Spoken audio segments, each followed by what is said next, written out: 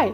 We want to share some thoughts on what we would do if we were moving to Canada today. Of course, things today are a little bit different. The economic climate is very much different. But actually, is it really? My family moved to Canada right in the middle of the financial crisis in 2009. So things weren't all rainbows and butterflies then, and they certainly aren't right now either. And I moved not long before the pandemic started. I had just started to meet people and make friends when we were all forced to be stuck at home, so it was very challenging for me mentally. And when everything shut down, I wasn't even sure if I would be able to keep my job. So all in all, if your mind is set on it and you've done your research, just do it. There will be never a better time to move.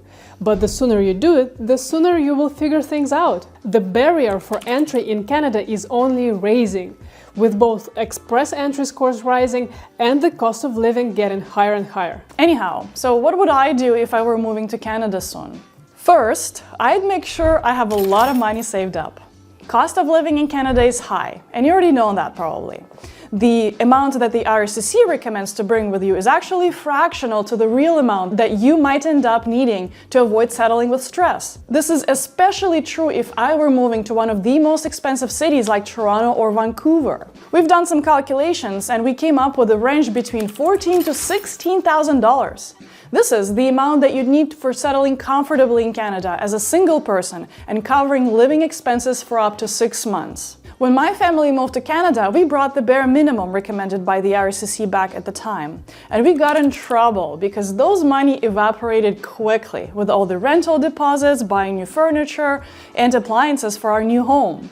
So please make sure you have some extra funds in case looking for a job in Canada takes a little bit longer than you expected. Speaking of which, I would start looking for a job as soon as I can if I were moving to Canada soon. I would start looking before moving. Yesterday. That's what I actually did back in time, and it really helped me reduce the time required for job search when I arrived to Canada. If you want to get more insight about my job search preparation before and after arrival, you can check out this video where I walk you through the entire process of how I got my first job in Canada. I would also add that getting your LinkedIn and resume in shape will help you significantly. LinkedIn is a widely used professional social network in North America, and it's a fantastic resource to network, establish a reputation, and find a job. The best professionals have an updated LinkedIn. They connect with other professionals and recruiters in their field and make interesting and insightful posts related to their industry. So what I would do a research on my profession, find 10 to 20 companies I would like to work at, and add 3 types of people: hiring managers, recruiters, and professionals that already hold my role in the company. I would reach out to them and ask them for advice or insights, and some might even say yes for a brief coffee chat. The key here is not to feel shy about reaching out to strangers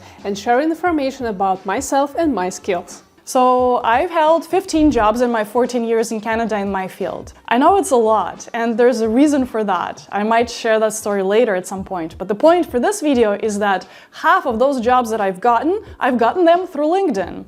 If you need more support on how to navigate the Canadian job market, here are a few things you can do. First, you can subscribe to our Career Deck newsletter, the link below. It's a free weekly newsletter that shares career tips, news, and job opportunities straight in your inbox.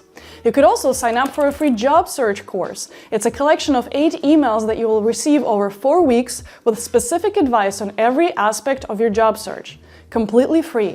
And if you feel that you need a more personalized job search support, then you can book a one-on-one coaching session with one of us. You can check all the links below down this video. Another thing that I would do if I were moving to Canada tomorrow is join either a city or a neighborhood groups on social media. It actually holds true no matter where you're moving. When we moved out of Toronto to Whitby, we joined several Whitby and Durham region groups on Facebook to stay up to date to what's happening in the community and connect with local people. These groups share different recommendations from leisure activities and restaurants and cafes to handyman recommendations or garage sales, which is a great place to get some secondhand furniture or appliances or service recommendations. People in these groups are super helpful and open. We've managed to make some coffee chat friends through that as well. Reddit is also a really good resource for meeting people and learning more about the Canadian way of life. Personally, we follow channels like our Ontario, Toronto, Durham region so that we can learn more about the places where we live in. Just one thing to mention is that you should definitely take everything you find on Reddit with a huge grain of salt, because some threads do tend to get pretty negative and the spectrum of opinions is very wide. Nevertheless, there is a lot to learn about the country and the people there. That's true. Similarly, I would join groups related to my hobbies. For instance, I'm a Michael Jackson fan, and I wanted to meet other fans here in Canada and learn more about what they do, what's their life like here. So I've joined several fan groups, and we met together and started dancing and hanging out. And that was perfect. We even did a few flash mobs, if you remember what that is, in the city, and we regularly keep in touch. Additionally, I joined a soccer club to stay in shape and make new friends and win championships. And I'm into rock climbing, so when I moved to Toronto, I signed up for a climbing gym in Liberty Village next to my office at the time and started going there. Going to rock climbing gym served as a great platform for me to make some good bonds with my co-workers at the time, who were also into rock climbing. And I also ran into my old Montreal friend from like 6 years back, who happened to be now living in Toronto as well. So we reconnected. What a small world. Finding friends online before moving to Canada can also allow you to build friendships. There are multiple social platforms and apps where you can connect with people, chat, get to know each other, and then meet in person when you're in Canada and the time is right. This will help you battle the feeling of loneliness and anxiousness in the new country. Another thing that I would do, or rather not do, is not go to Toronto or Vancouver or Calgary.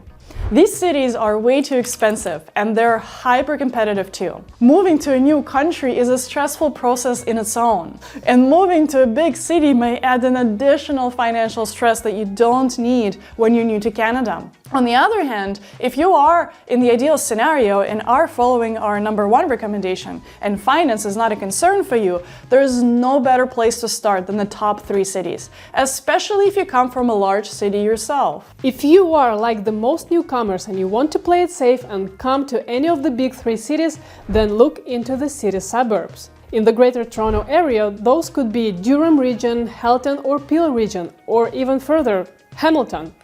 London, Ontario is also growing fast. Edmonton is a more affordable version of Calgary. And southern BC has plenty of cute little cities with a more affordable lifestyle compared to Vancouver. Even when Montreal feels unaffordable for some, driving just 30 minutes south or west of Montreal can present much more affordable options for the first year in Canada. Also, I would make sure that I am not moving in August or any time between November and January. That's true. August and September is the beginning of the school year, so international students flock into Canada and rental prices tend to go up. Travel tickets are also more expensive at the time. December is also end of the year with a lot of holidays happening, so it might be a little bit tricky to get a head start with the job search and finding accommodation. If you're moving to Montreal, I absolutely do not recommend moving between June and July. July 1st is a famous moving day in all of Quebec. Yes, that's how Quebecers celebrate Canada Day. The best time to move is October, or between January and April, in our opinion. It's a good time for the job market because that's when employers typically get budgets and projects approved for the year and start hiring. And the real estate market is also a little bit calmer. Just make sure that you bring some warm clothes because it's going to be winter after all. We have a video on this topic too, so check it out if you're interested. That's it for today. Thank you for watching. If you have any questions, feel free to leave them in the comment section below. Or join our Facebook group where we, together with our members, will help you get all your questions answered. If you want to support the work that we do, you can join our YouTube membership or support us on Patreon. Make sure to check all the links below this video. Take care, and we'll see you in the next one.